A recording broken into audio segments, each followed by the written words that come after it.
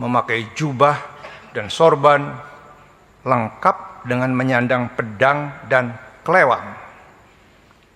Para habaib itu duduk di depan meja presiden, mereka bergantian bicara. Lalu Gus Dur mengingatkan bahwa waktu yang diberikan hanya 5 menit, dan itu sudah habis. Ketika masih ada yang memaksa untuk minta giliran berbicara lagi, langsung Gus Dur berdiri dari kursinya dan membentak, "Keluar!" sambil menunjuk ke arah pintu. Suaranya luar biasa lantangnya sampai terdengar keluar ke seluruh ruangan dalam istana. Sumpah mati, baru sekali ini seumur hidup saya mendengar bentakan sekeras itu. Gus Dur, sepanjang yang saya kenal, adalah pribadi yang luar biasa, jika tidak ingin dikatakan istimewa.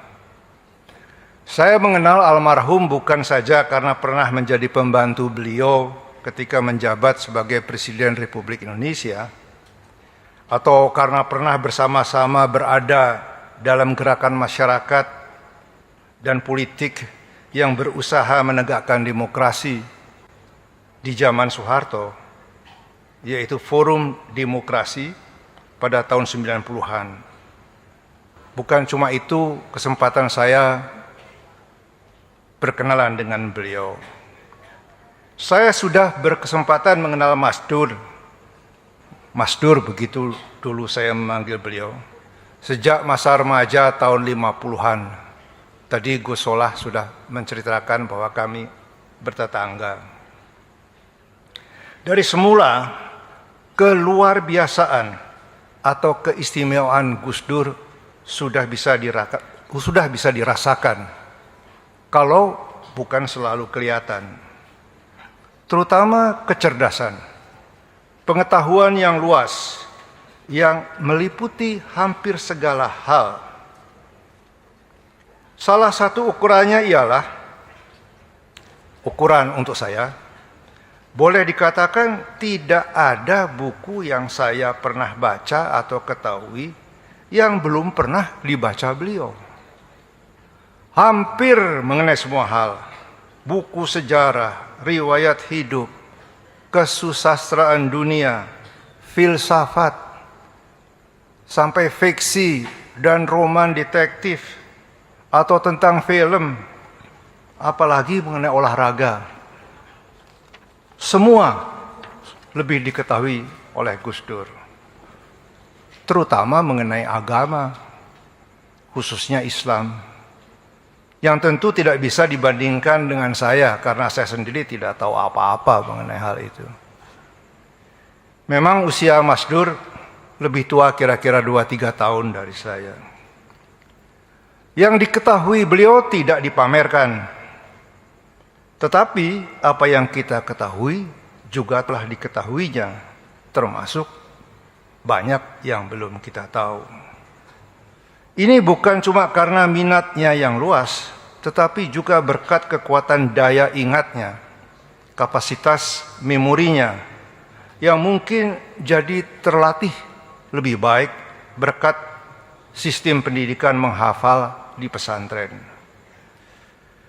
Tentu saja ini semua ditambah dengan tingkat kecerdasannya yang superior. Gus Dur dengan segala potensi yang dipunyainya berkembang menghasilkan pribadi intelektual yang diakui sampai dunia internasional. Hadirin yang saya hormati, bagaimana Gus Dur menunjukkan dan mengekspresikan keluar biasaannya itu tidak lepas menjadi hal-hal yang kadang-kadang kontroversial tentang sikap dan tindak tanduknya. Ruang ingatannya yang luar biasa itu banyak dipakainya untuk menghafal lelucon-lelucon yang ada dari seantero dunia, dari sepanjang masa. Dan setiap ada kesempatan, dengan senang ini diceritakannya kembali. Bahkan beliau pernah menuliskan dalam suatu bentuk kumpulan. bukan saja membuat dia dianggap lucu, namun jenis lelucon, gurauan, banyolan atau plesetan yang dibawakannya itu juga menunjukkan kecerdasan pribadinya. Tentu saja ada yang kurang setuju dan kurang menghargai sikapnya yang penuh humor itu. Tapi memang Gus Dur seakan-akan tidak bisa menahan dirinya untuk tidak membuat dan mengeluarkan joke, lelucon dalam keadaan apapun, baik di lingkaran informal maupun di dalam pertemuan internasional tingkat tinggi misalnya. Mungkin karena persediaan lelucon dalam dirinya sudah terlalu banyak membludak, sehingga mau tidak mau mendesak untuk dilepaskan keluar. Dengan kepala negara dan kepala pemerintahan, hampir setiap kali bertemu selalu ada lelucon yang disampaikan. Semua ikut tertawa, tak ada yang berkeberatan atau melecehkan. Dan itu tidak mengurangi kekaguman akan kadar intelektualitas di mata mereka, intelektualitas Gus Dur.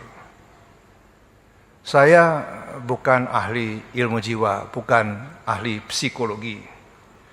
Tetapi mungkin juga dorongan untuk berkomunikasi melalui guyon dan lelucon ini adalah bagian dari Gus Dur untuk secara tidak sadar keluar dari formalitas yang kaku, yang barangkali dianggap mengungkung dirinya.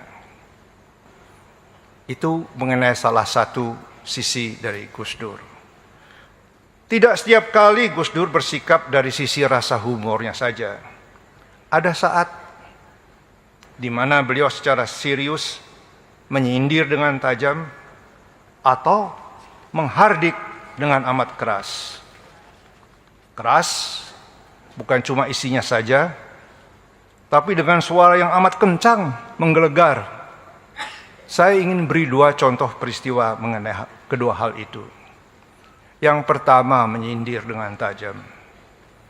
Kita semua masih ingat ketika masih di hari-hari pertama menjabat jadi presiden di muka sidang paripurna DPR, Gus Dur dengan kesal menamakan DPR seperti taman kanak-kanak. Diucapkan langsung tanpa diselimuti dengan basa-basi. Semua kaget dan protes. Gus Dur tetap tenang, bergeming, tidak menarik kembali pernyataannya, apalagi meminta maaf. Peristiwa kedua menghardik ialah ketika menerima beberapa wakil Laskar Jihad, atau saya tidak tahu persis namanya Laskar Jihad, mungkin ada nama lainnya, semacam delegasi dari para habaib di kantornya di Istana Merdeka. Saya yang tidak mengerti gramatika bahasa Arab, saya tanya sama Gus Dur, habaib itu apa? Beliau ketawa sedikit, bilang habaib itu jamaknya Habib. Apa benar apa enggak saya tidak tahu. Saat itu saya mendampingi beliau. Semula Presiden Gus Dur menolak untuk menemui mereka yang berdemonstrasi di depan istana memakai jubah dan sorban lengkap dengan menyandang pedang dan kelewang. Karena mereka berkeras tidak mau bubar sebelum diterima presiden atas bujukan beberapa pejabat, antara lain sekretaris militer dan sekretaris pengendalian pemerintahan, Gus Dur mau menerima. Tapi dia membatasi, hanya untuk 5 menit, begitu permintaan Gus Dur. Setelah diterima, para habaib itu duduk di depan meja presiden, mereka bergantian bicara. Lalu Gus Dur mengingatkan bahwa waktu yang diberikan hanya 5 menit, dan itu sudah habis. Ketika masih ada yang memaksa untuk minta giliran berbicara lagi, langsung Gus Dur berdiri dari kursinya dan membentak, keluar sambil menunjuk ke arah pintu. Suaranya luar biasa lantangnya sampai terdengar keluar ke seluruh ruangan dalam istana. Sumpah mati, baru sekali ini seumur hidup saya mendengar bentakan sekeras itu. Yang lucu dari peristiwa ini ialah karena penglihatan Gus Dur sudah tidak berfungsi, maka arah telunjuknya bukan ke pintu keluar tetapi ke pintu samping dari ruangan kantornya.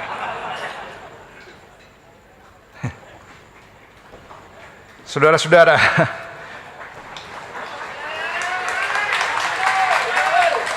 bagi saya episode itu menunjukkan bahwa Gus Dur punya penilaian sendiri. Paling tidak dia tidak terpengaruh oleh pakaian luar, sorban, jubah, kelewang, pedang, habaib. Saya bertanya pada Gus Dur, Anda tidak terlalu keras itu sama mereka?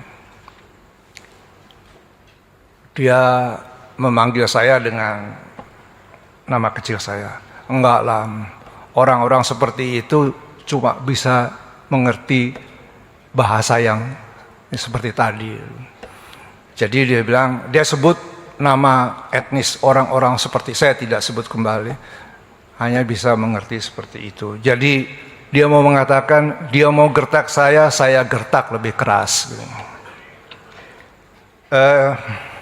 Sebagai pemimpin organisasi Islam besar NU yang kadang-kadang masih dikelilingi banyak orang yang punya rasa identitas agama yang kuat atau pandangan terbatas, bahkan mungkin kadang-kadang masih mengandung prasangka terhadap golongan lain, Gus Dur ternyata punya toleransi yang besar, yang pada dasarnya bukan cuma toleransi karena kemurahan hati, bukan, tetapi sifatnya lebih mendasar, yaitu karena pengakuan dan penghargaan atas hak asasi setiap warga yang sama bagi setiap orang.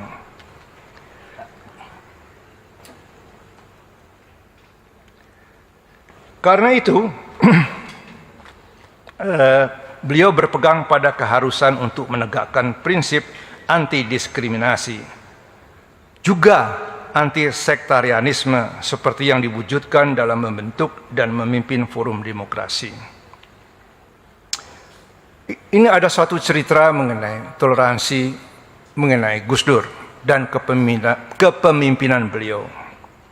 Beberapa saat setelah memegang jabatan presiden, Gus Dur menerima keluhan dan permintaan dari teman-temannya dari golongan minoritas keturunan Cina agar diperbolehkan merayakan hari raya Imlek yang sejak Orde Baru berdiri dilarang pemerintah untuk diperingati. Itu barangkali ada hubungannya antara Cina dan RRC dan komunis sehingga dilarang. Gus Dur melihat larangan itu sebagai pengekangan atas kebebasan hak warga negara untuk menjalankan keyakinan dan kepercayaannya secara terbuka, yang sebenarnya dijamin dalam konstitusi Undang-Undang Dasar. Lalu Gus Dur memanggil saya, menanyakan apa yang bisa dilakukan. Karena larangan itu dulu dibuat melalui sebuah peraturan perundang-undangan. Saya kemukakan larangan itu dimuat dalam sebuah peraturan Menteri Dalam Negeri. Tapi apabila Presiden menghendaki, bisa dicabut atau ditiadakan melalui sebuah keputusan Presiden yang tingkatnya lebih tinggi, walaupun cara ini tidak lazim. Gus Dur tanpa ragu-ragu setuju segera menandatangani keputusan Presiden yang menyampingkan atau mencabut peraturan Menteri Dalam Negeri tersebut. Begitulah pada Februari tahun 2000, masyarakat keturunan Tionghoa bisa dengan terbuka merayakan Hari Raya Imlek untuk pertama kali sejak 30 tahun dilarang di bawah Orde Baru. Gus Dur melakukannya tanpa gembar-gembor demi Pancasila dan sebagainya, atau mengharap keputusannya itu dipandang sebagai hadiah atau berkat dari Presiden Abdurrahman Wahid. namun sekadar sebagai kewajaran mengembalikan kebebasan demi keadilan yang merupakan hak setiap warga negara. Sesuatu yang harus terjadi, wajib untuk dilakukan, bukan sebuah keistimewaan. Dasar kebijaksanaan Gus Dur itu tanpa perlu membeberkan dan menjelaskan tidak lain adalah wujud prinsip kebenaran, kebebasan, dan keadilan yang jadi pegangannya. Saya sudah diperingatkan tinggal 3 menit lagi. Saya masih boleh terus? Gus Dur telah mengidap menderita gangguan fungsi penglihatan sejak remaja, sejak kecil. Saya yang berdekatan rumah berkenalan dengan Gus Dur ketika masih berusia belasan tahun. Beliau sudah memakai kacamata minus yang tebal. Makin lama fungsi itu semakin mundur, semakin memburuk. Mungkin karena terlalu banyak membaca, kata orang. Tapi Gus Dur tetap menolak, menyangkal bahwa beliau sudah tidak bisa melihat atau secara teknis, secara klinis sudah buta. Dia seakan-akan tidak mau menerima kenyataan fisik tersebut. Mungkin dia percaya dan yakin bahwa dia tetap bisa melihat atau mengetahui, mengenali, memakai mata batinnya. Ini juga dipercaya oleh banyak orang lain, terutama yang dekat di sekelilingnya. Bukankah fungsi penglihatan itu untuk mengetahui dan mengenali? Penyangkalan tentang kebutaan ini antara lain diceritakan langsung oleh Gus Dur sendiri di suatu pertemuan Forum Demokrasi kira-kira pada tahun 1999. Gus Dur bercerita tentang percakapannya dengan Jimmy Carter, mantan Presiden Amerika Serikat yang datang ke Indonesia untuk memantau pelaksanaan pemilu DPR pertama sesudah reformasi. Carter bertanya kepada Gus Dur apakah Gus Dur berniat untuk maju dalam pemilihan presiden yang akan datang. Gus Dur menjawab, mungkin sekali. Karena dianjurkan atau didesak oleh sejumlah kiai sepuh. Lalu Carter menanggapi, ini kata cerita Gus Dur, lalu Carter menanggapi bahwa ya, dia mengetahui pernah ada seorang kepala negara yang juga buta di sebuah negara Amerika Latin, Republik Dominika kalau tidak salah. Reaksi Gus Dur mendengar apa ucapan Carter itu, wah, rupanya Carter menganggap saya juga buta. Jadi beliau sebetulnya menyangkal. Dengan cerita Carter itu, Gus Dur di depan pertemuan dengan kawan-kawannya di Forum Demokrasi, saat itu ingin membantah atau menyangkal kesimpulan Carter bahwa dia sudah buta. Gus Dur menyangkal, tanpa mengucapkan sendiri kata-kata, saya tidak buta. Jadi karena tidak mengatakan sendiri, berarti Gus Dur tidak berbohong. Semua yang hadir terdiam hanya saling berpandangan. Karena sebelumnya menyaksikan Gus Dur harus dituntun ketika masuk ruangan sebelumnya. Masih dalam pertemuan yang sama, Gus Dur menyampaikan bahwa para kiai sepuh atau kiai khos katanya, yang berkumpul beberapa waktu sebelumnya, mengatakan bahwa mereka mendengar suara dari langit yang mengatakan bahwa Gus Dur akan menjadi pemimpin puncak di Indonesia sebagai nomor 1, yang artinya presiden dalam waktu dekat. Setidak-tidaknya akan menjadi ketua MPR. Semua kita terdiam, tidak ada yang berani berkomentar. Ini suara dari langit yang didengar oleh batin para kiai khos, kata Gus Dur, bukan hasil pikiran logis rasional seperti yang dipunyai kaum terpelajar biasa seperti saudara-saudara, katanya.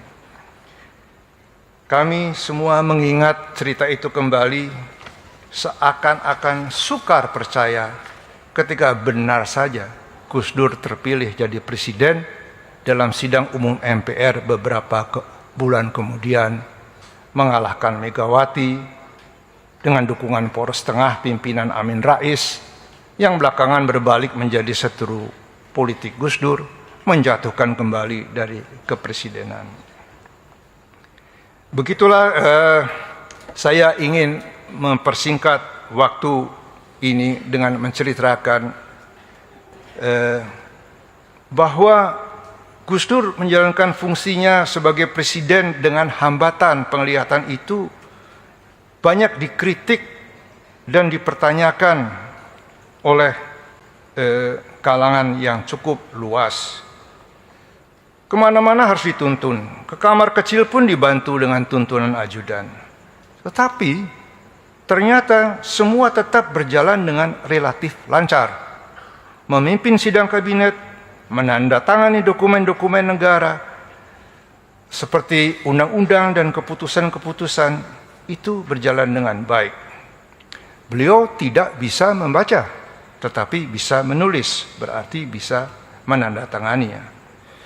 Ini adalah keluarbiasaan Gus Dur yang paling istimewa di samping keluarbiasaan lain yang sudah dimilikinya.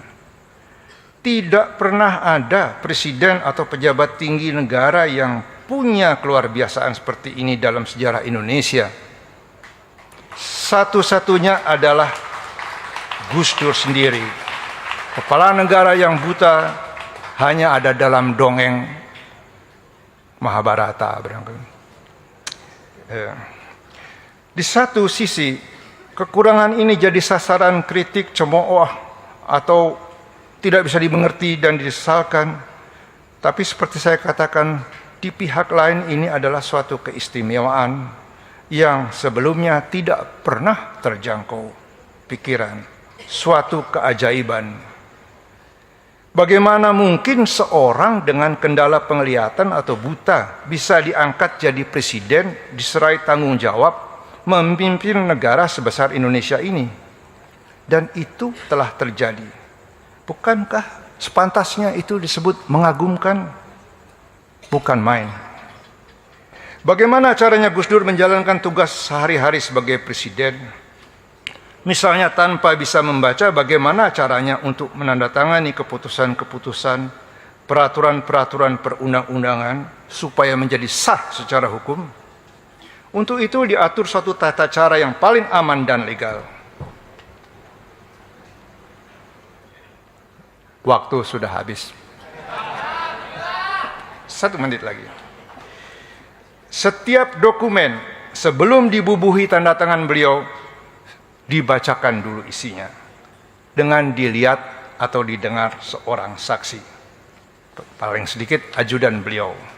Baru kemudian Gus Dur membubuhkan tanda tangan di tempat yang disediakan.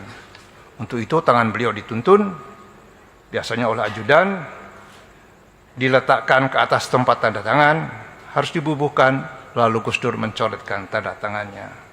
Sesudahnya dibuat berita acara penandatanganan setiap dokumen masing-masing. Jadi itulah cara yang paling benar yang bisa dijalankan secara bertanggung jawab dengan presiden yang mempunyai kendala seperti itu. Akhirul kata sebagai penutup, pada suatu waktu Gus Dur berkata, andaikan nanti ada pemilihan presiden secara langsung oleh rakyat, maka dia yakin akan bisa menang. Ketika Gus Dur mengatakan itu, konstitusi belum mengalami perubahan amandemen yang menentukan bahwa presiden dan wakil presiden dipilih langsung oleh rakyat.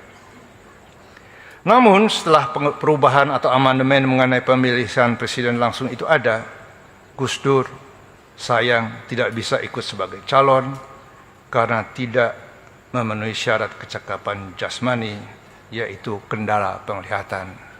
Sekianlah, Assalamualaikum warahmatullahi wabarakatuh.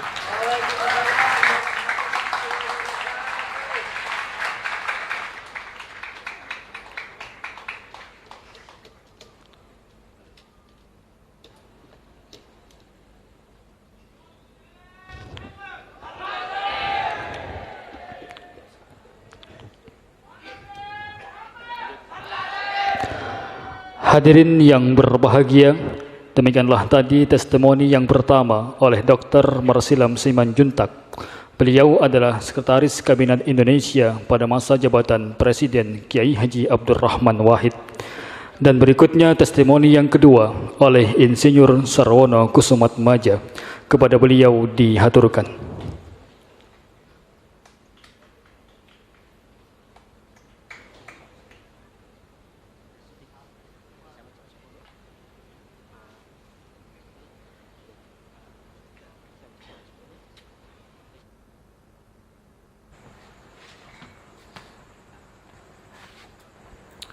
Assalamualaikum warahmatullahi wabarakatuh. Yang saya hormati Gus Solah, saya panggilnya memang dari dulu Gus Solah, senior saya di ITB, dan juga yang mungkin banyak hadirin belum tahu, beliau juga adalah pelopor berdirinya Wanadri, perhimpunan pendaki gunung dan penjelajah rimba. Gitu. Dan Ibu Salahuddin Wahid, Mbak Anita, dan seluruh keluarga besar Gus Dur, dan para alim ulama, para kiai, dan para sahabat yang tidak sanggup saya sebut satu persatu. Tadi Marsilam bilang sama saya dia udah ngabisin 20 menit gitu ya, padahal jatahnya 15. Jadi kalau gitu saya bilang oke dah, gua ngalah gitu, saya 10 menit aja gitu. Dan ingin mengungkapkan sesuatu yang mungkin jarang diungkapkan orang tentang Gus Dur. Tadi sudah dikemukakan oleh pembicara sebelumnya. Gus Dur itu menurut saya sih dia istimewa bukan karena hanya kualitas komitmennya, bukan karena sikap inklusifnya saja, bukan karena komitmen kemanusiaannya, tapi dia punya kualitas yang melekat dalam dirinya yang membuat dia tuh istimewa, yaitu bahwa gini, nerangin ya, kita nih dididik untuk menjadi orang berpengetahuan, cuman di pengetahuan itu diorganisir dalam suatu rezim tertentu yang kaku gitu. Nah, dan kemudian kita suka diajarin seolah-olah di luar apa yang diberikan oleh dunia pendidikan, pengetahuan lain tuh ya nggak usah digubris lah, nggak usah didengar gitu. Nah, itu yang namanya kebiasaan yang ditanamkan kepada kita untuk berpikir secara runtut, logis, dan hanya terbatas pada hubungan sebab dan akibat. Yang saya lihat dari Gus Dur itu lain. Dia punya fokus itu tidak terpaku pada satu bidang tertentu, tapi dalam banyak bidang. Dan dia mempunyai suatu bakat yang jarang orang punya, yaitu mampu menghubungkan satu gejala dengan gejala lainnya yang sepintas lalu kayaknya nggak berhubungan begitu. Dan itu semuanya oleh Gus Dur itu dikemukakan dengan cara-cara yang jenaka, yang mengagetkan gitu. Sehingga saya kemudian kalau ditanya sama orang bilang memang begitu, kita cuma ngerti apa yang diomongin 3 bulan setelah omongan itu keluar, karena proses berpikirnya bukan hanya cepat ya, tapi juga lengkap.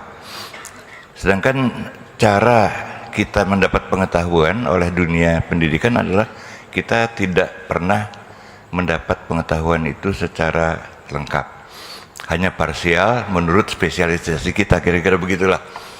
Nah, Gus Dur rupanya entah sengaja entah enggak, dari awal sudah mencoba dan berhasil melepaskan diri dari jebakan itu. Nah, yang lainnya adalah bahwa Gus Dur itu mempunyai memori yang luar biasa besarnya. Dia ingat segala macam. Ada orang bilang sama saya, "Sar, gua baru ketemu Gus Dur 5 tahun yang lalu. Dia inget tuh apa yang kita omongin berdua," gitu. Dan memang banyak orang yang bilang ke saya begitu. Dia memorinya kuat, komitmennya kuat, khasanah pengetahuannya lengkap karena memang dia bisa keluar dari jebakan pengetahuan formil. Ya, dia punya rezim pengetahuan sendiri yang dia kuasai dan secara cerdas memanfaatkannya, dan sense of humornya juga bagus. Nah, sekarang juga saya ingin ngasih tahu cerita yang orang nggak tahu tentang saya dan Gus Dur berdua begitu ya. Nah, satu waktu saya kagetnya setengah mati gitu. Lihat di TV bahwa nama saya diumumkan sebagai menteri di kabinet beliau oleh Bu Mega. Kenapa kaget? Karena sebelumnya saya sudah bilang saya mau cari ilmu di luar negeri gitu ya, jadi mohon maaf kalau nyari menteri jangan saya deh gitu. Ya, jadi menteri, waduh gimana nih. Nah, akhirnya saya datang ke istana dan karena cuma kami berdua, nggak ada ajudan, nggak ada orang lain, saya nggak bilang Bapak Presiden ke dia, saya bilang, Gus, kan saya udah bilang saya nggak mau jadi menteri. Tahu nggak Gus Dur jawab apa? Kan saya udah bilang waktu situ jadi sekjen tahun 86. Nanti satu waktu saya akan jadi presiden dan situ jadi menteri saya yang ngurusin laut. Masya Allah. Baru ingat saya. Jadi kejadiannya tahun 86 itu apa? Ya. Kejadiannya begini. Gus Dur tuh berkunjung kepada Pak Dar dan mereka rupanya dekat. Kalau ngobrol tuh 2 jam gitu. Udah gitu mampir ke tempat saya ngobrol. Dan waktu itu kita baru meratifikasi hukum laut internasional ya, yang merupakan kemenangan bagi Indonesia lah. Dan karena baru diratifikasi, soal-soal yang menyangkut kemaritiman itu jadi topik gitu, diomongin di mana-mana. Jadi kita ngobrol soal itu. Dan dari situ saya lihat bahwa Gus Dur itu pengetahuan tentang kemaritimannya luar biasa. Dan saya juga ikut-ikut tahu dikit-dikit soal itu ya, tentang hukum laut, karena abang saya yang merupakan negosiator dari hukum laut di delegasi Indonesia. Jadi ibaratnya kalau ngobrol tuh ya membat mentulnya tuh enak gitu loh, cocok. Dan akhirnya dia bilang begini, satu waktu saya akan jadi presiden dan Mas Sarono jadi menterinya ngurusin laut. Dia nggak bilang kalau saya jadi presiden loh. Dia bilang satu waktu saya akan jadi presiden. Definitif, tidak spekulatif. Nah, saya bilang ya udahlah, saya bilang amanah dari seorang sahabat saya terima. Sekarang saya mesti ngapain Gus Dur? Situ mikirin sendiri, makanya situ diangkat jadi menteri, karena situ bisa mikir. Masa saya mesti mikirin kerjaan kamu? Waduh, ya deh. Jadi itulah ceritanya saya jadi menteri di zaman Gus Dur. Jadi memang Gus Dur itu seorang yang istimewa, yang langka sekali. Saya kira dia termasuk deretan dari manusia-manusia jenius di dunia, dan dia orangnya sangat human begitu ya, sangat manusiawi, sangat mudah didekati dan selalu mempunyai prasangka baik terhadap orang. Jadi itulah sahabat saya dan keluarga dari Gus Solah dan semua saudara-saudara dari almarhum Gus Dur. Kita semuanya terharu dan bangga pernah dekat dengan beliau dan akan senantiasa dekat dengan beliau. Terima kasih. Assalamualaikum warahmatullahi wabarakatuh.